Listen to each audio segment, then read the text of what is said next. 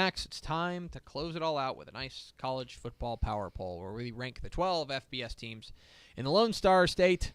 We rank them. We let you know what we think of what's going on in college football. Let's start at the bottom, Max, and nothing has changed, Max. Nothing has changed. Everything stays the same, always. Max, let's start with number 12, UTEP. All right. I will say that they showed a little bit of life. It was not the most anemic performance that we've seen from UTEP. That's damning with faint praise. You know who I feel bad for? Like, the guy that I feel most bad for is Alvin Jones. Yeah. The linebacker for them, because he's playing his guts out. And they got Joshua Fields going, 137 yards and a touchdown. Ryan Metz actually threw for 2 touchdown passes, but the defense just couldn't hold up against Louisiana Tech. And look, they're 0-11. Now they have to go on the road to UAB, and they're going to lose, and they're going to finish 0-12. And it sucks. It's a lost season for UTEP. And they are the only remaining winless FBS team in the country. Ah, crap. Is that right? Yeah, the last other team, I don't remember who it is, but they won. Georgia Southern won a game last week. Yeah. Fantastic. So UTEP is the only winless FBS team in the country. Dang it. Number 11, Rice. It was a they gave him a fight. But they finally, what's funny is that they finally got the running game going in large respects because of Mikla Smalls, right. the quarterback. He ran for 84 yards and a score. They got Nathan Ellerby going. They got Austin Walter going. But they had no passing game. Yep. And then the defense just couldn't close the deal. The defense, I think, actually played pretty well overall against Old Dominion, but they just were not able to get the stops when they needed them. And 2 critical turnovers pretty much ends the game for Rice. Like, they played well, and I want to give them credit because I think that they've played worse. But look, they're 1-10. They closed out the year with North Texas. They're going to lose. They're going to finish 1-11. And it's becoming increasingly difficult to see how David Baylor keeps his job. Yeah. And it's frustrating because I like David Baylor a lot, but this has just been a very bad season for Rice. And I think everyone involved will be glad to see it end next week. Number 10, Baylor. Unfortunately, look, they gave it wasn't terrible. It wasn't terrible, but it kind of went exactly like we thought it was going to be, in the sense that it's Baylor, an offense that has really scuffled, going up against one of the best defenses in the conference. I know you don't like to talk up your clones, but yeah, I'd never talk about them. But they just couldn't get the key plays, and they were only 5 of 15 on third down.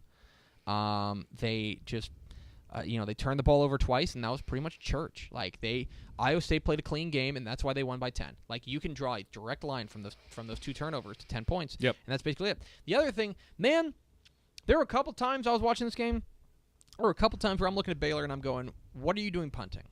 Yeah. Like, I understand Just go for it. I understand that Matt Rule is a conservative coach. I understand that, and in a lot of respects, like, he's trying to put himself in the best position to win. But at the same time, man, dude, you're 1-9. Go for it. You're 1-9. What are you doing punting in Iowa State territory? Yeah. Just go for it. That was frustrating to me. And so Iowa State wins 23-13. The defense actually played okay, but considering it was their third-string quarterback for Iowa State, I think this has to come with a bit of an asterisk. Yeah. But Baylor is number 10 in the power poll at 1-10. Number 9, Texas State. Look, I'm just telling you that on free money, I told you they would cover. They would beat that 26.5 point spread, and by golly, they did it. Look, the defense. This is a high-powered Arkansas offense, and the defense actually played pretty well. Mm-hmm. The defense, I know it doesn't look like it, but 469 yards giving up is not great. But they actually they played pretty well. They were able to bend, not break. Yeah. Right. They're able to find a way to get stops when they needed them to. The problem is this was a reversion to the old Texas State offense. Yeah. The offense just never showed up. 200 total yards is terrible. Yeah. Damian Williams, for all the steps he's made in the past couple of weeks, had maybe his worst game of the year. 8 of 23 for 103 yards. And then there's never been a running game, so why would we expect it there to be? No. And it's just, look, they played, the defense kept them in it, and there's something to be said for that, but overall they just didn't do what it takes. And so they fall to 2-9, and they close out the year with, who do they finish with, Max? Come on, Max, you're supposed to be telling me who they finish with. I don't care. They finish at Troy, okay. And Troy's going to win the Sun Belt, so that's not going to be good. Nope. So they're going to finish 2-10. Yuck. Speaking of yuck, number 8, Texas Tech. The only remaining question now about Texas Tech, because look, honestly, boy, there ain't nothing you can do. You can't say anything bad about this defense. I thought the defense played pretty darn well, and it held up its end of the bargain as long as it could. I don't care who it is. If you hold the other team to 20 points in Lubbock, you should be able to win that game. If you are the offensive juggernaut that you seem to be. The Nick Shimanek regression has been so stark and so clear that it's actually stunning. I remember in the early going when they were 4-0, I was like, man, this Shimanek kid is pretty solid. He's nothing special, but he's solid. Real solid. He is not solid. He's been terrible. And when things weren't going well, didn't even give one of the younger guys a run. No, I would have liked to see Jet Duffy in there. Or McLean Carter. They ended up putting McLean Carter in mop-up duty. He threw 3 passes. But you wonder if you see one of them sooner for a spark, Yeah, and now, by the way, they got to go to Texas. So Texas playing well. We'll get to that in a second. Hooray for Texas Tech. Like, this was, they had a shot. And I'm not saying they needed to beat TCU, because they didn't. And nobody expected them to beat TCU. Yeah. But you got to show up. Yep. And the offense just simply didn't show up. And that's what's most disappointing. The only question now is, does Cliff keep his job? That's, to me, the big question. I mean, I think that's the only question left, yeah. Number 7, SMU. This is the only thing I disagree with you on. Yeah? Yeah, I would put them one spot higher, but it's not a big disagreement. Oh, okay. Yeah, I can see that. Yeah. Look, they went to Memphis, and it was kind of the game we thought it was going to be. It's closer than I thought it would be, honestly. You thought Memphis was just going to run away with it? I thought Memphis was going to run away with this. And I thought SMU would be able to keep it closer. They put up the points. Again, Chad Morris said in the press conference afterwards, your job as an offense is to score one more point than the other team. It's hard to do when the other team scores, 67 points? 66 points. It's hard 664 total yards. Yeah. It was a defensive meltdown, but we kind of saw it coming. But they haven't. I mean, defense has been an issue all year, and it hasn't. They've gotten better on offense year after year. Defense just they have some good players. We love Justin Lawler. Yeah. But it's just not. It's just not enough defensively, and they give up 664 yards. The other thing that's really interesting to me that kind of stood out is that they could not, when they were faced with third down, they were not converting. Like, Memphis was tightening up. Yeah. And that was kind of it. Like when you look at this, essentially, let me see if I can find the. They don't have punting stats. What the heck? What am I doing? Oh, okay. Box score. There we go. The punting stats. Because I know that's what you're all here for, is that basically Memphis only punted twice. Yeah. SMU punted 6 times. Yeah. Like, they got off the ball. There were it was a very clean game in that regard, but basically there were special teams plays that all favored Memphis, and that was kind of the difference, is that they got 1 step ahead, and then they got 2 steps ahead, and then it was over. But then at the same time, you're sitting there and you feel like you're nitpicking when you score 40-some points. Yeah. You should win most of those games. It's just disappointing, because I think we had even higher hopes for SMU, and they've just kind of, like, they're going bowling, and I don't want to crap all over them, because going bowling is a big accomplishment. Yeah. But now they take on a Tulane team that we'll talk about in a second. Yeah. But it's just like, look, I mean, they could win their last 2, right? They could beat Tulane, and they could beat whoever they play in a bowl, and they could have 8 wins, and that'd be a hell of a year. Yeah, it really would be. But you don't really trust them either. You just feel like there could have been more. Yeah. Like, you feel like they could have beaten Navy. You feel like, I don't know. You feel like it could have been a little bit better. And we're getting greedy here, but I don't know. Yeah. It just feels like it could have been better. Number 6, UTSA.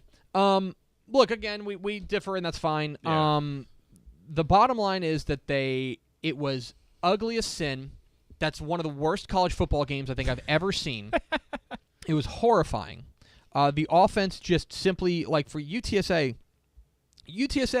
the numbers are actually not bad. 355 total yards, but their ability to finish drives is so horrifying. It's been bad all year. Yeah. It's been so bad. But a win's a win. Yeah.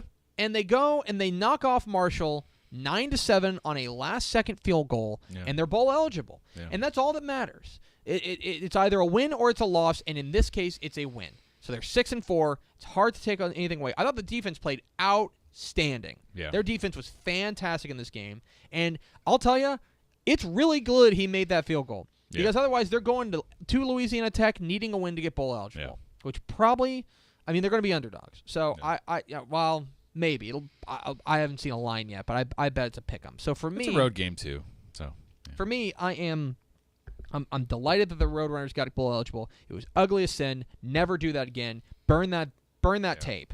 But it's a win, and that's all. And again, this is a program that's on the up.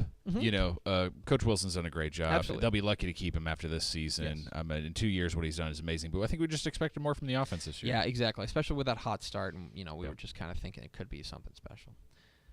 Number 5, Houston. What the hell was that?